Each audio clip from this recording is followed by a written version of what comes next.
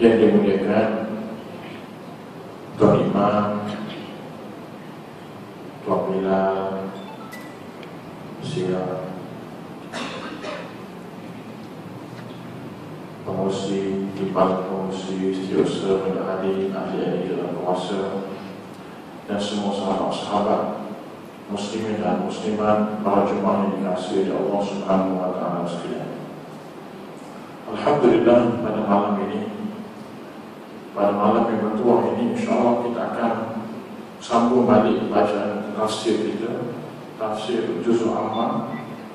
Malam ini kita baca tafsir surah Al-Balad. Surah Al-Balad, surah yang ke-90. Surah yang ke-90. Sebelum daripada kita dengar tafsir, kita baca dulu tuan-tuan surah ini. Tuan-tuan ibu saya, moga-moga Allah Ta'ala berikan keberkatan kepada kita semua insyaAllah.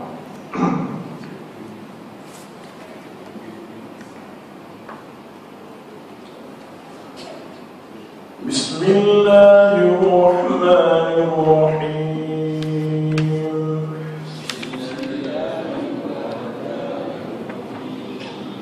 La uqsimu bihadzal balad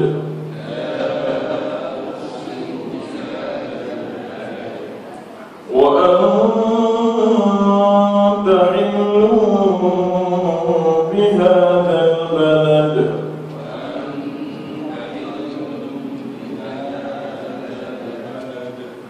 wa walidin wa ma walad. لقد خلقنا الإنسان في كبد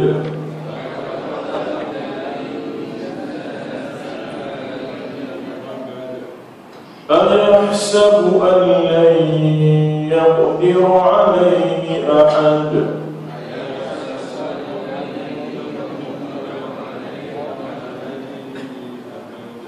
يقول أهلكت مالا لبدا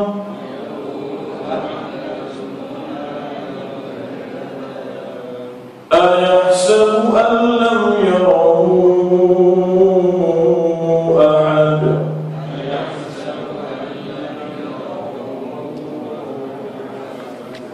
ألم نجعل له عينين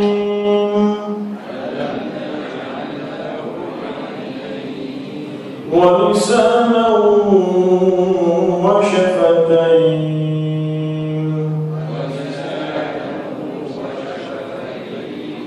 وهديناه النجدين فاقتحم العقبة وما أدراك ما العقبة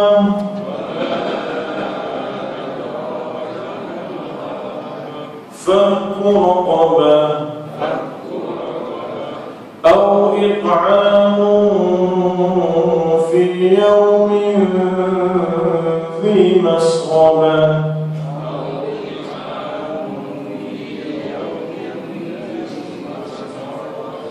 يتيما ذا مقربة أو مسكينا ذا مسربة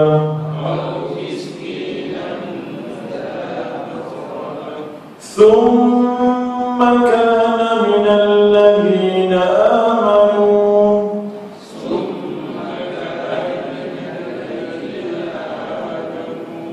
وتواصوا بالصبر وتواصوا بالمرحمة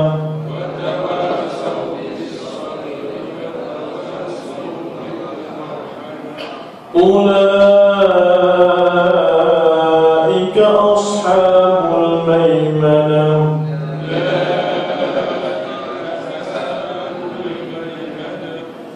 والذين كفروا بآياتنا هم أصحاب الميمنة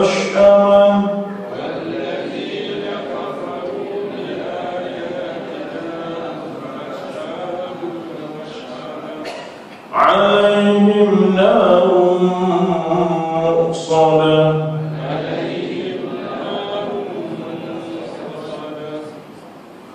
Alhamdulillah. Suratul Balad.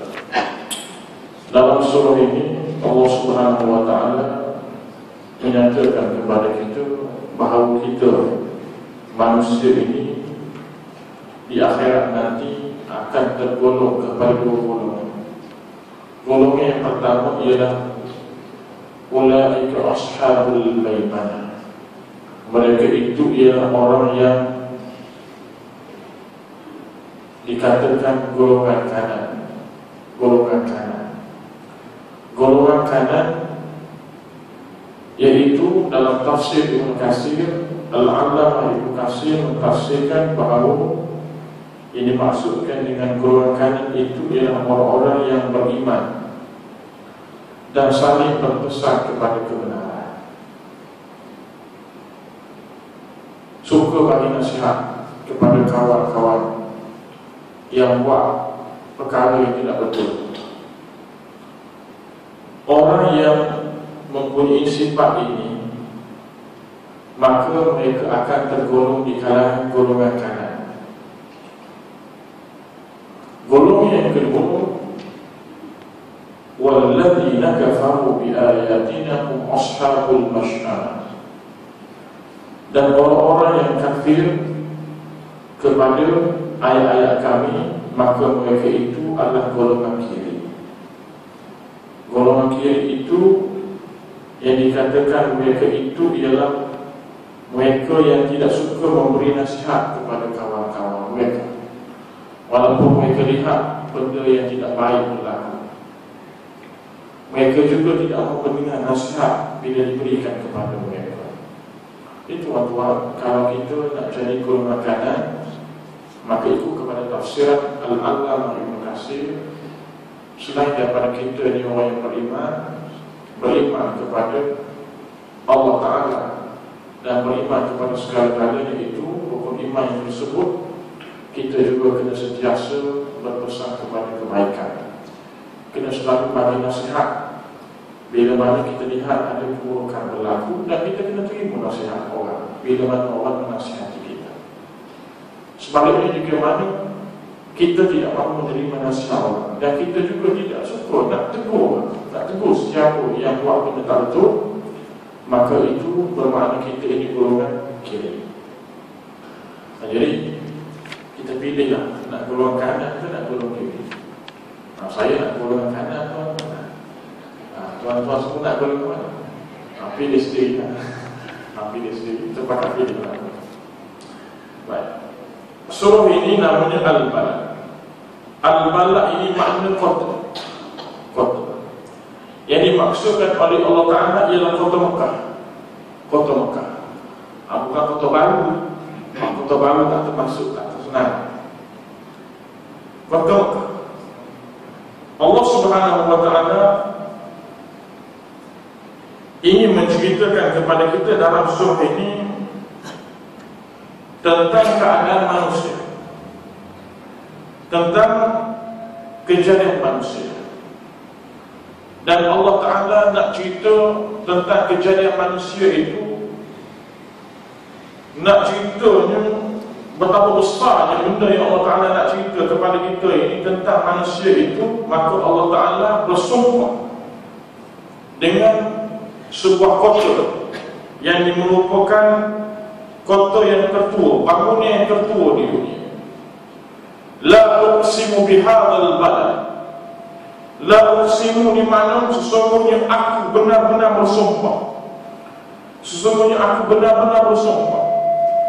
Kalau kita kata uqsim ni aku bersumpah. Kalau kita kata la uqsimu, aku benar-benar bersumpah. Demi sesungguhnya aku benar-benar bersumpah bihadzal balad, dengan kota ini, iaitu kota Mekah. Kota Mekah ini ianya merupakan tanah haram yang dimuliakan oleh Allah Subhanahu wa Ta'ala. Tanah haram itu maknanya suci. Bukannya tanah itu diharamkan. Ni setengah orang dia fikir bila sebut tanah haram, tanah tu haram. Bukan haram macam judi, zina. Itu haram lain. Haram ni makna suci. Tanah haram ni makna tanah suci. Tanah yang disucikan oleh Allah Subhanahu wa ta'ala. Inna hadzal balada haramahu Allah yawma khalaqas samawati wal ardh. Sesungguhnya negeri ini telah diharamkan, makna disucikan oleh Allah Ta'ala semenjak Allah Ta'ala menciptakan langit dan bumi lagi. Kalau kita rujuk dalam hadis sahih riwayat dari Imam Bukhari, sebelum Allah Ta'ala jadikan Nabi Adam, Allah Ta'ala suruh malaikat pergi letak batu asal di Kaabah. Di Kaabah Nabi Adam tak dijadikan lagi. Allah Ta'ala suruh malaikat pergi letak tanda seperti kalau kita hari ini batu asal Kaabah. Dan 40 tahun kemudian Allah Ta'ala suruh malaikat pergi letak batu asal di Masjid Aqsa. Itu hadis sahih riwayat dari Imam Bukhari. Sebab telah dikatakan bangunan itu, Kaabah itu ialah bangunan tertua di dunia sebelum Allah Ta'ala jadikan Nabi Adam.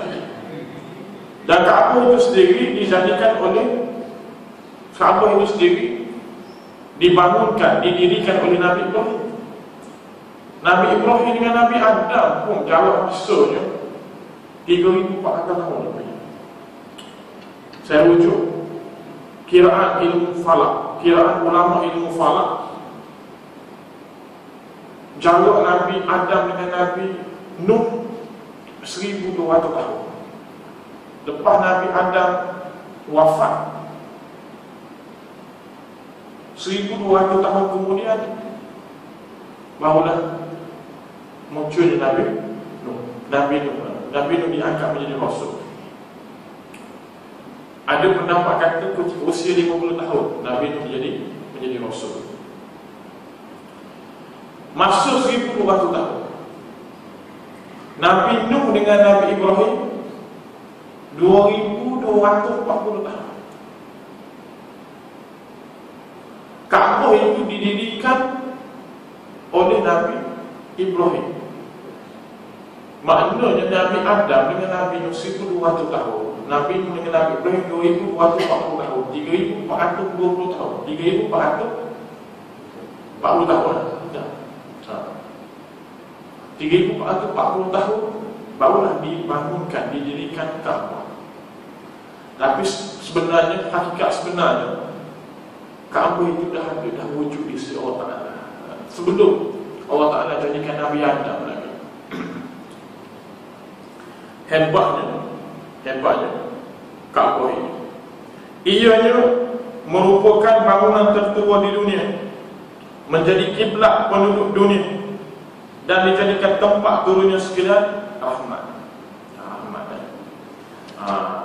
Jadi jangan diingat tanah haram ni, tanah itu diharamkan, tanah itu disucikan oleh Allah Ta'ala. Maknanya kita ni ada benda yang kita tak boleh buat di situ, seperti mana kita buat di tempat lain. Kita tidak dibenarkan sama sekali tebang pokok, tak boleh buru binatang, tak boleh sebelah binatang pun tak boleh, tak boleh. Nak cabut dalam pokok pun tak boleh, tak boleh. Jadi pantalan. Kalau sama-sama buat kena bayar denda. Nak ceritanya mulianya Mekah ini, mulianya kota Mekah ini.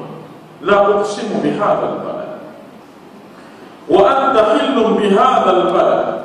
Ayat nomor 2. Dan kamu, anta ni mana kamu lelaki. Kalau perempuan anti, kalau saya anak dan anak. Nahnu kami. Ini kita tahu ni, basic kita tahu. Siapa-siapa kena belajar. ganti nama diri, anak saya hantar awak, anti awak perempuan, hantar awak lelaki. Ni ada tu lelaki mimpi tengah malam sebut anak bini nak malu ambil air masuk dalam baldi pergi jiru. Suami nak malu. Apa ada bini nombor 2? Anak mana ni? Anak Rafali. Suami kata anak tu saya. Saya dalam bahasa Arab anak. Maksudnya saya. Awak ni mengaji. Biar habis. Jadi anak saya ini benda basic, kita tahu dia. Anak ni saya. Jangan salah kan. Baik. Wa anta, dan kamu Muhammad hillun. Hillun ni mana? Penghuni. Penghuni, penduduk bihadal balad, di kota ini. Allah Ta'ala menguatkan lagi dengan menyatakan bahawa Nabi kita juga dilahirkan di Mekah.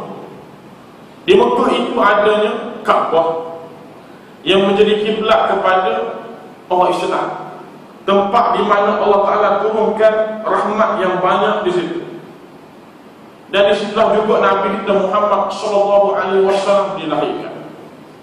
Nabi kita ni seorang Nabi dan Rasul yang hebat, yang mana Allah Subhanahu Wa Ta'ala letakkan nama Nabi kita sekali dengan namanya di Arasy. Dalam kitab Hadis Kursi, bila Nabi Musa alaihissalam bercakap dengan Allah Ta'ala, Allah Ta'ala bagi tahu kepada Nabi Musa, selepas kamu ini akan lahirnya seorang Rasul, yang mana Rasul itu aku letakkan namanya sekali dengan nama aku di Arasy. Mulianya Rasul itu. Dan umatnya lah yang akan masuk syurga terlebih dahulu daripada semua sekalian umat-umat yang lain. Maka Nabi Musa kata, ya Allah, boleh ke sekiranya kamu jadikan Rasul itu aku? Rasul yang kamu masukkan itu aku? Allah Ta'ala kata, ya mana boleh. Sebab Rasul itu datang selepas kamu. Kalau begitu boleh ke kamu jadikan aku ni salah seorang di antara umat ni? Nabi Musa minta. Allah Ta'ala kata, mana boleh. Tak boleh. Sebab umat dia lahir selepas dia. Kamu ni lahir sebelum dia. Tak boleh. Sampai macam tu sekali Nabi Musa pun nak jadi umat Nabi SAW. Ini hadis masyhur, hadis kursi. Hebatnya Nabi kita Muhammad SAW. Nabi kita Muhammad SAW dilahirkan pada tahun gajah, 12 Rabiul Awal tahun gajah. Kebetulan tahun itu tentera bergajah yang dipimpin oleh Abraham serang Kaabah, serang Mekah dan hancurkan Kaabah. Sebab dia mahu semua penduduk bumi ketika itu berarah ke tempat dia di Yaman. Dia nak hancurkan Kaabah. Lalu Allah Ta'ala pun datangkan burung ababil.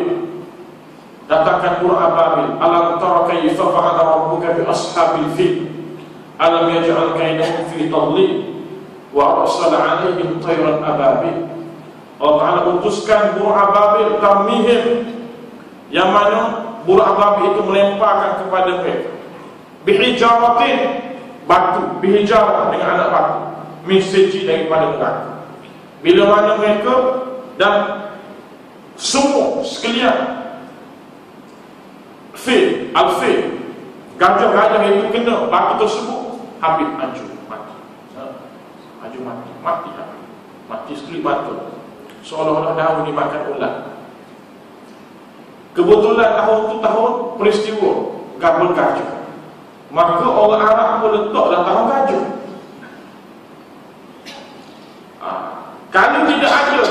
Kalau tidak ada peristiwa bergajah, maka tidak ada tahun. Tidak ada tahun. Ini di antara hikmah Allah Ta'ala jadikan tahun itu tahun gajah. Tapi jangan pula kita terima kasih kepada Abraham yang bawa gajah pergi siapa Kaabah. Bukan begitu. Tapi kebetulan ini semua Allah Ta'ala, perencanaan Allah Ta'ala. Maka dinamakan tahun itu tahun gajah. Sebelum itu orang Arab tidak ada tahun. Mereka hanya gunakan bulan saja. Tarikh hari bulan dan bulan saja. Tahun tak ada. Muharram, Safar, Rabiul Awwal, Rabiul Akhir, Jamiul Awwal, Jamiul Akhir, sampailah Zulhijjah. Itu dah lama dah mereka guna. Cuma tidak ada tahun. Dan bulan manakah yang paling awal? Tak tahu. Sebab tidak ada tahun. Yang buat kalender Islam itu ialah Sayyidina Umar Al-Khattab radhiyallahu anhu pada tahun 17 Hijrah. Ketika mana beliau melihat satu surat yang dihantar oleh sahabatnya. Di surat itu di muka depan tarik aja bulan dan tahun tak. Maka dia kata, kenapa tak perlu tahun? Maka sahabat kata, nak perlu tahun bulan, tahun tak ada. Maka Sayyidina Umar bermusyawarah dengan ahli kabinetnya, buat tahun. Maka Sayyidina Umar pun pilihlah bulan Muharram.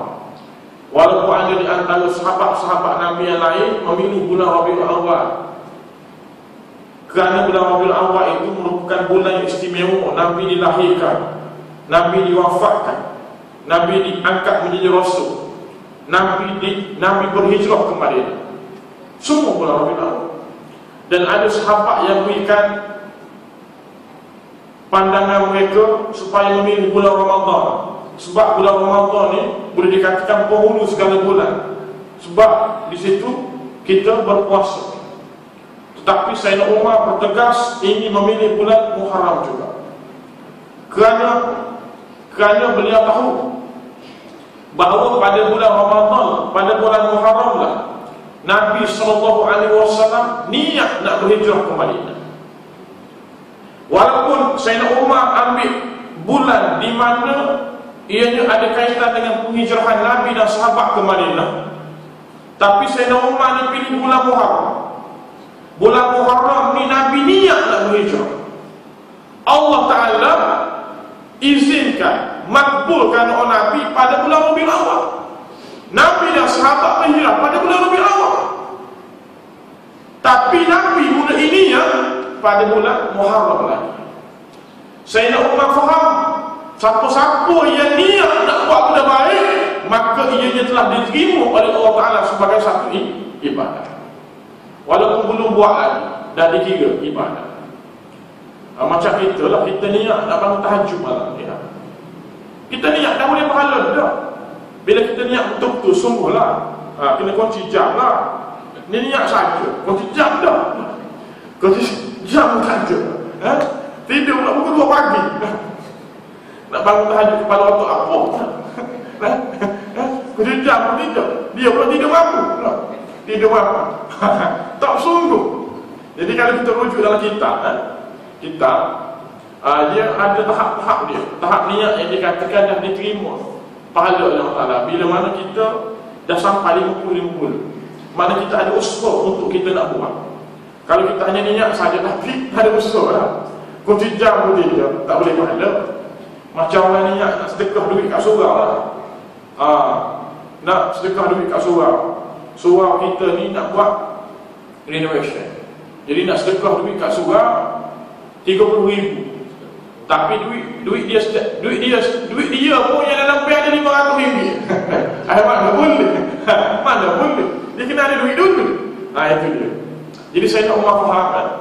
Bila kita niat nak buat benda baik, maka ianya telah diterima oleh Allah Ta'ala. Maka Sayyidina Umar pun pilih bulan Muharram sebelum Nabi nak berhijrah ke Madinah.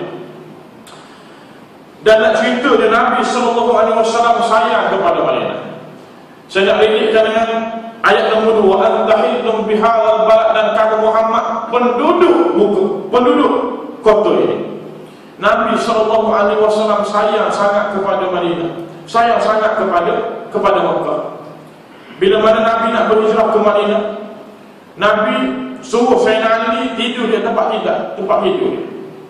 Sayyidina Ali ketika itu, ulama cerita dalam kitab sirah, usianya 23 tahun. Tapi seorang yang cukup berani. Walaupun dia tahu nyawanya terancam kerana orang-orang kafir Mekah akan datang bunuh dia, sebab dia tidur di tempat tidur Nabi, maka dia sanggup lakukan. Nak cerita hebatnya Sayyidina Ali, usianya 23 tahun tapi berani. Kita hari ni umur 50 takut lagi. Lalu Nabi bila nak keluar daripada rumahnya, Nabi lihat pemuda-pemuda daripada kabilah-kabilah Arab duk ringkuk rumahnya. Lalu Nabi SAW pun ambil segenggam pasir, Nabi bacakan ayat dalam surah Yasin ayat 29.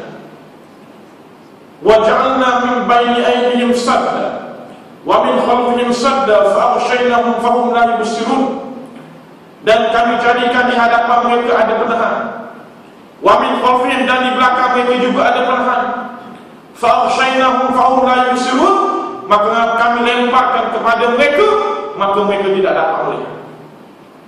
Ayat itu maknanya pun memang sesuai supaya orang tak tahu.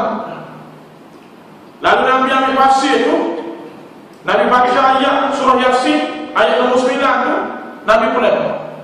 Bila Nabi lempar, maka semua pemuda-pemuda daripada kabilah-kabilah Arab yang ada di rumah Nabi tu, dia nak standby, nak pergi serbu, nak masuk ke dalam rumah Nabi tu, terus tidur.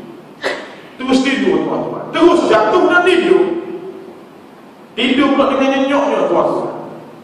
Sebagaimana kita tidur di tempat-tempat ustaz ceramah. Ustaz-ustaz mengajar, kuliah majlis. Ada tidur? Ada? Tak ada. Siapa-siapa yang tundukkan kepala itu sebenarnya keturunan Abu Hurairah. Saya dah cerita Abu Hurairah. Jangan malu kan. Orang yang tunduk kepala itu memang confirm keturunan Abu Hurairah. Abu Hurairah lagi dia suka duduk belakang-belakang dalam majlis ilmu. Dia tak miss pun. Kuliah Nabi dia tak miss satu pun tak miss. Dia sanggup tak miss kerja, ikat duduk bawa lapar. Dalam majlis ilmu dia tak suka duduk ke depan, dia suka ke belakang. Kepala pula tunduk ke bawah. Nampak macam mati. Tapi bila Nabi tanya sahabat, siapa-siapa yang boleh cerita balik apa yang aku sampaikan tadi, Abu Hurairah lah di antara sahabat Nabi yang dapat cerita balik apa yang disampaikan oleh Nabi SAW. Tanpa lupa sepatah huruf yang keluar daripada bibir Nabi SAW. Hebatnya Abu Hurairah. Hebat. Dan bagi saya, siapa yang suka duduk kat belakang, kepada tunduk ke bawah, itu memang confirm keturunan Abu Hurairah. Kita harap begitu lah. Baik, tuan-tuan. Ayat ini memang biasa. Ayat ini biasa. Anak murid saya, kawan anak murid saya. Ini cerita benar. Kawan anak murid saya Muslimah, bukan di UK yang tu. Dia naik bas di kawasan pedalaman. Kemudian bas tu kena rompok. Yalah, dah kawasan pedalaman, kena rompok. Bila perompok tu naik atas bas, bila perompok tu lari ke arah dia, seolah-olah macam tak nampak. Dia duk apa? Dia duk baca ayat tadi, ayat nombor 9 surah Yasin. Waja'alna min bayni aydihim saddan. Dia nak baca ayat lain, dia tak ingat ayat tu dia. Waja'alna min bayni aydihim saddan min khalfihim saddan fa'aghshaynahum fahum la yubsirun. Baca. Perompok tu tak nampak, seolah-olah macam tak nampak. Orang lain habis kena rompok, dengan duit lantai mah habis kena habis. Tapi dia seolah-olah perompok tu tak nampak. Ini hebatnya ayat. Itu tuan-tuan amal ayat ni. Kalau kita terserempuk dengan Rabbullah, tak baca kat bawah dia, buka muka dia 10 kali. Kalau dia tahan kita lagi, kita luduh je. Baik, kita luduh ngajak je. Baik, kita kena yakin Dan bagi sesiapa bagi suami-suami yang nak keluar malam isteri malu. Baca ayat. Baca ayat tadi, hembukan isteri. Confirm isteri dia. Dah balik ke 3-4 pagi pun apa? Itu dia. Boleh tak? Dan isteri pun baca juga. Sebab isteri pun ada sekali. Ini punya ceramah Ustaz Fadli. Isteri pun baca juga. Sama-sama tidur. Sama-sama tidur. Pakat tak keluar belakang. Itu dia.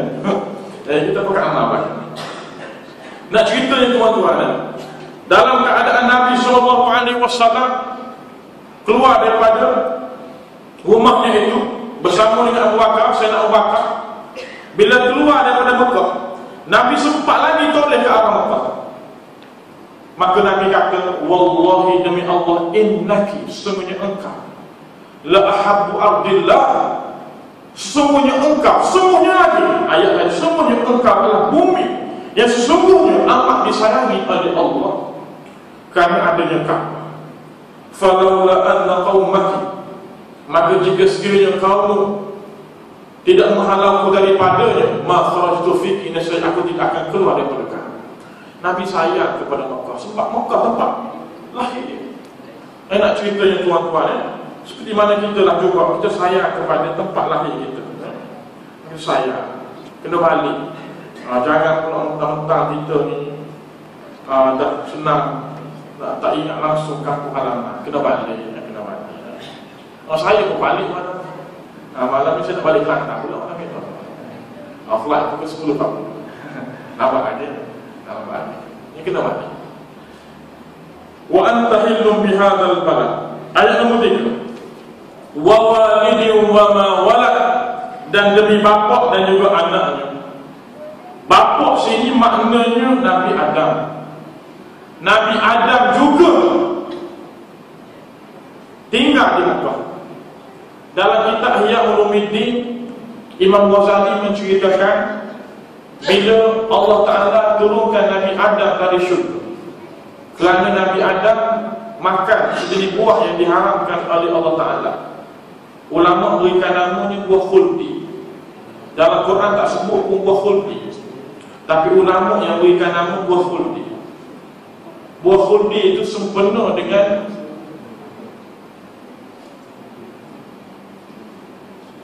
kata-kata iblis bila mana menggoda Siti Hawa dan juga Nabi Adam. Iblis kata, kalau kamu makan buah ini, kamu akan kekal dalam syurga. Kekal dalam bahasa Arab khuldi. Maka ulama memberikan nama itu buah khuldi. Dalam Quran tak sebut buah. Cuma Allah Ta'ala kata, wala taqrabu hadhihi syajarah. Wala taqrabu hadhihi, kamu berdua jangan sekali-kali dekati pokok ini. Lalu bila mana Nabi Adam dan juga Hawa makan buah tersebut, maka Allah Ta'ala murka dan Allah Ta'ala pun turunkan Nabi Adam dan Hawa ke bumi. Ada orang kata, kenapa Nabi Adam makan buah khuldi? Kalau tidak, kita semua ni sekarang ni berada dalam syurga. Sebenarnya tuan-tuan, orang yang kata begitu dia tak mengaji. Dalam syurga ni bukan tempat untuk dapat surya. Kalau sekiranya Nabi Adam di dalam syurga, kita pun tak ada. Kita pun tak ada. Tapi tuan-tuan jangan pula terima kasih kepada iblis. Ini semua perencanaan Allah Ta'ala. Allah Ta'ala dah tahu dah. Dikatakan oleh Imam Ghazali dalam kitab Ihya Ulumuddin, Nabi Adam jatuh di benua India. Adapun Hawa jatuh di Jeddah. Jeddah itu dalam bahasa Arab Jiddatun. Dalam bahasa Melayu mana nenek? Neneknya. Betul tak tu? Bila kita pergi ke Mekah, kapal terbang kita mendarat di rumah nenek kita dulu. Jeddah. Betul tu. Betul tu. Jeddah. Jadi mereka bertemu di mana? Di Padang Arafah. Tinggallah mereka di Makkah. Ini hebatnya Makkah. Ada Kaabah, Nabi kita dilahirkan, insan yang cukup istimewa di sisi Allah Ta'ala. dan juga datuk kita Nabi Adam juga tinggal di Mekah. Dan sebenarnya Allah Ta'ala nak cerita kepada kita dalam surah ini ialah ayat nombor 4. Laqad khalaqnal insana fi kabad. Sesungguhnya kami telah menciptakan manusia itu dalam kehidupan yang susah. Ini sebenarnya Allah Ta'ala nak bagi tahu. Laqad khalaqna, demi sesungguhnya kami jadikan manusia itu dalam keadaan fi kabad, dalam keadaan susah payah.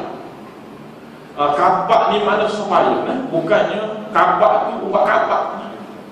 Ubat kabak tu lain. Ubat kabak tu lain, bagi cepat pisah cepat masuk. Ini kabak ni mana susah.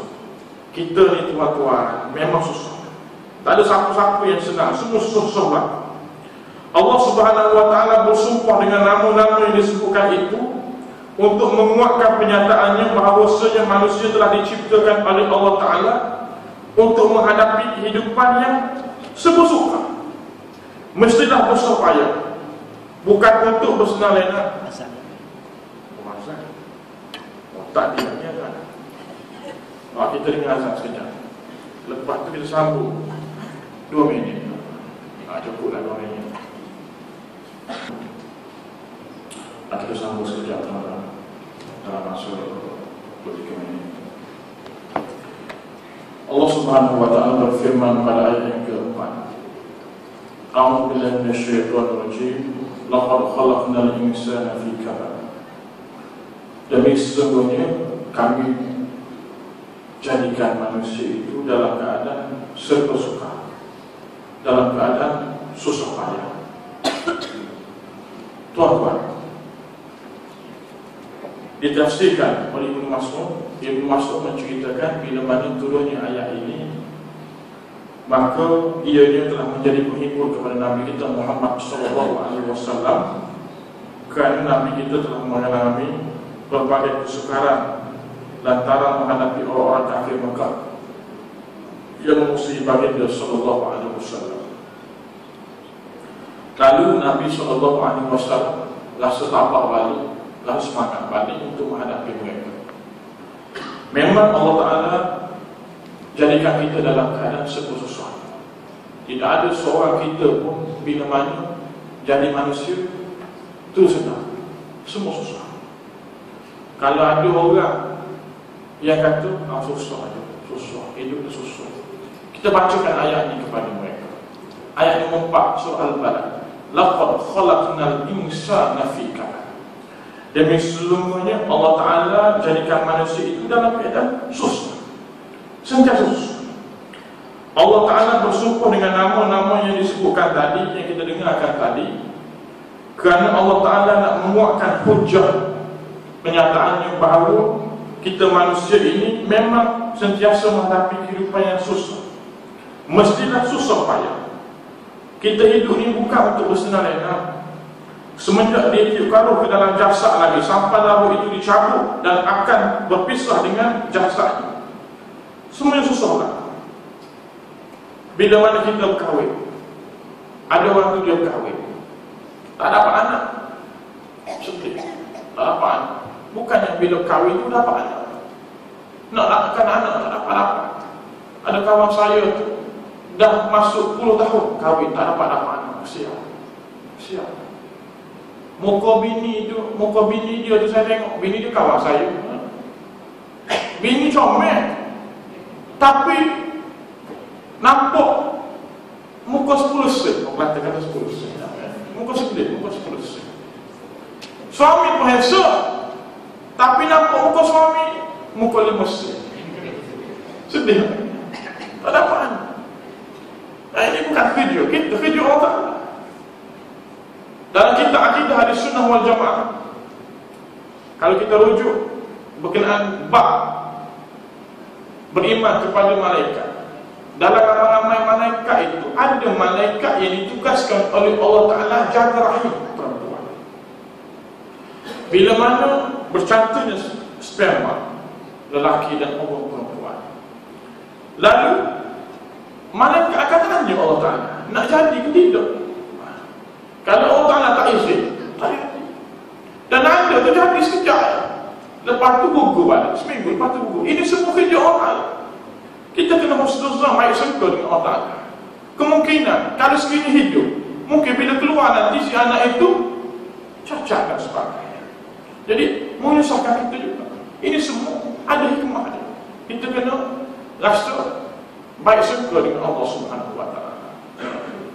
Memang kita kesian orang yang dah dapat anak, kesian.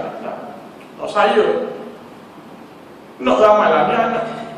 Isteri saya dah 3-4 kali gugur. Dah 3-4 kali gugur. Kalau pun nak anak ramai, seperti mana kita ni nak isteri ramai.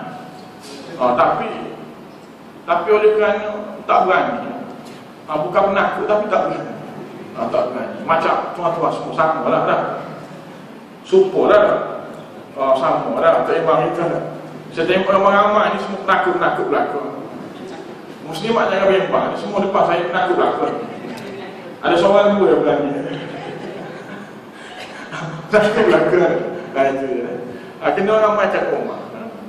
Ini semua susah lah. Susah. Dan bila dapat anak perempuan, isteri mengandungkan anak dia, susah juga. Bau untuk lelaki pun tak boleh. Bau untuk lelaki pun tak boleh. Nak malu. Bila nak lahirkan anak tu, susah juga. Susah belakang. Yang orang kandung anak menikah tu macam mana? Mudah pula. Mudah pula. Dulu saya, sebelum mengajar di UKM, saya mengajar di sekolah. Dekat 10 tahun saya mengajar kat sekolah. Ada pengalaman lah mengajar kat sekolah tu sikit-sikit. Pengetua sekolah, muda-muda lagi. Tapi dah jadi datuk nenek. Sebab dia tak tahu, keluar cucu. Ni budak-budak sekolah ni tak. Budak sekolah menengah ni yang perempuan. Memang bila mana lahirkan anak orang ni, mengandungkan anak orang ni, memang tak lama. Waktu PJ, kan dia pakai baju besar sikit. Dia pergi PJ, kekawan yang lain. Tak nampak. Kapan-kapan tengok. Dah lahirkan. Lahir pula dalam toilet. Mundur. Keluar dari toilet. Lepas tu masukkan bayi itu dalam angkut tanda. Aduh tu ya, mudah sangat-sangat. Kalau anak berhala, Allah susah kita tengok. Kita tengok kesian kat bini kita. Kalau kita orang lelaki, kalau bersalin, mampu tak bersalin. Susah. Bila keluar, susah juga. Kena bagi susu. Susu dah jadi, tak boleh minum. Cari-cari, susah. Tukar susu lain pula. Allah sekali. Minum sejuk. Susah pula. Lepas tu bila besar, susah juga. Bila besar, susah juga. Kerja, susah juga. Lepas tu bila melayani kehidupan, susah juga. Tengok-tengok silap, pilih jalan. Ikut ajaran susah pun. Masuk Koreani pun. Koreani pun. Ni Koreani. Ni ada kat sini Koreani ada. Syiah ada. Tak ada. Ni urat. Koreani ni bahaya. Koreani dia semayang macam itu. Kalau Syiah tu dia ada beza juga. Kalau Koreani ni sama macam itu. Lagi bahaya. Syiah dia semayang. Tangan dia tak letak di dada ni. Dia luruskan semayang ni. Dia bila nak bagi salam, bila dia nak keluar semayang, dia ketuk tutup dia ni nak 3 kali. Tapi Koreani dia bukan kita ni. Itu lagi bahaya. Kalau Syiah tu hanya dikategorikan ajaran sesat dalam kurungan Islam di Malaysia lah, ikut undang-undang Malaysia. Kalau Koreani ajaran sesat dalam kurungan kafir Islam, bahaya lah. Koreani semayang Jumaat di kampung nak bodoh. Semayang Jumaat dia dah bangun dah. Syiah tak pergi semayang Jumaat. Koreani berat lagi. Walaupun dia setia undang-undang tu lah. Koreani itu berat lagi. Tapi Koreani dekat sama begitu. Dan dia telah digesekkan oleh kerajaan Malaysia bahawa kafir ada sesat yang dikategorikan kafir pada tahun 1953 lagi. Qadiani ini masuk dalam negara kita pada tahun 1930-an. Pada mulanya ianya berkembang. Dia jadikan pusat yang terbesar yang di Jeram, Selangor. Di Jeram, Selangor. Dan sekarang ini di Kampung Kodo, Selayar. Tapi kaedah ibadah dia ni hampir sama dengan kita. Habis itu yang mana yang kata wasoknya yang tak betul? Yang tak betulnya akidah. Akidah tak betul. Akidah tak betul. Mereka menyatakan, bagi mereka pengikut Qadiani ini, selain daripada Nabi kita Muhammad, ada lagi rasul yang lain, iaitu Mirza Ghulam Ahmad Qadiani. Qadiani itu Nabi lagi. Bagi dia Nabi. Ini yang akidah tak nampak. Tak nampak. Mereka pakaian seperti kita juga. Pakai baju Melayu ke biar. Sama. Oh, bahaya. Cukup bahaya Qadiani. Cukup bahaya. Ya. Tapi akidah tak betul. Kita tak nampak. Tak nampak. Mirza Ghulam Ahmad Qadiani ini bukan setakat dia mengaku dia itu Nabi ya. Dia juga mengaku dia itu Nabi Isa. Dia mengaku dia mempunyai mukjizat. Semua dia mengaku. Ambil dia lah. Ambil dia lah. Habis dia mengaku. Rasul.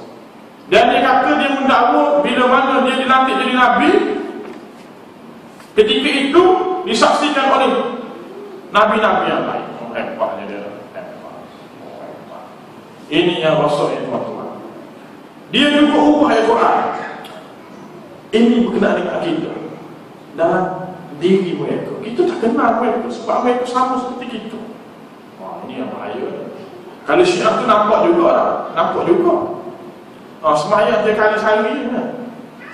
Itu Bobo Syiah bangun. Dia buat sambutan hari peringatan. Dia buat sambutan hari memperingati kelahiran Sayyidina Fatimah di Selangor. Dia buat makan. Dia buat makan besar-besaran di ada sebuah padang di Selangor. Dan dia mengajak, mempelawar seluruh kita. Oh Islam. Dia hantar kad, macam kad jemputan kahwin kan? Dihantar ke jabatan-jabatan kerajaan pada dia. Oh berani. Ni kawan saya, pegawai agama, gombong cerita. Kawan saya bukan dihantar dengan berani dia. Dan kawan saya yang lain juga diajak oleh kawan-kawannya untuk pergi ke tempat tersebut. Mana tersebut? Kawan saya pergi. Ni kawan saya sendiri.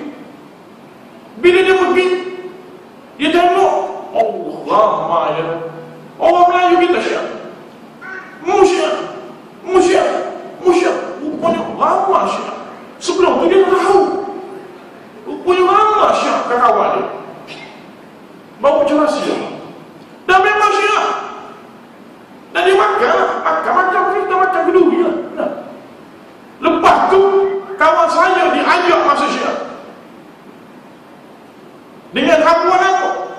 Kalau kamu masuk Syiah ni kawan saya sendiri. Dia kena pada dia. Kalau kamu masuk Syiah, kami akan berikan kepada kamu isteri. Bagi ni kebutuhan. Nama isteri dah ada. Setengah nama perempuan yang nak dinikahi dah ada. Ini dia dah. Tu Syiah. Bad Syiah.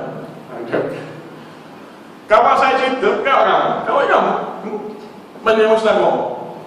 Pergi situ, balik akan kosong. Tak nak buat.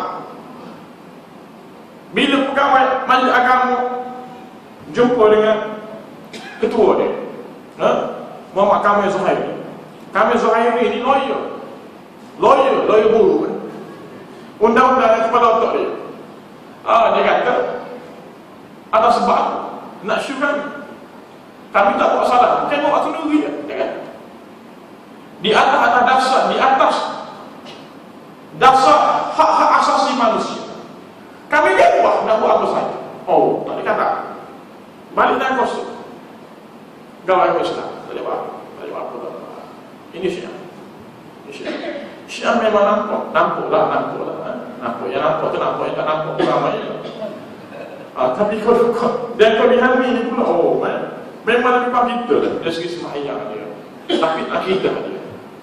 Nak cerita ni tuan-tuan susah berlaku. Kena hidup ni pun susah berlaku. Sebab itulah kita doa kepada Allah Ta'ala agar Allah Ta'ala senantiasa menjaga hati kita, menjaga hati jiwa kita daripada terikut dengan semua daya-daya tersebut. Allah Ta'ala pelihara hati-hati kita semua insyaAllah. Allahumma ati anfusana taqwa wa zakkiha anta khairu man zakka anta waliha wa maulaha. Jadi semoga apa yang kita dengarkan tadi Allah Ta'ala berikan kefahaman kepada kita semua insyaAllah. Kita ingat bahawa hidup ini memang tidak ada orang yang dapat mencapai kesenangan, melainkan mereka terpaksa melalui liku-liku kesusahan. Kerana Allah Ta'ala jadikan kita manusia ini memang dalam keadaan susah. Laqad khalaqnal insana fi kabad. Susah. Sampailah nyawa kita nanti nak dikeluarkan oleh malaikat pun susah.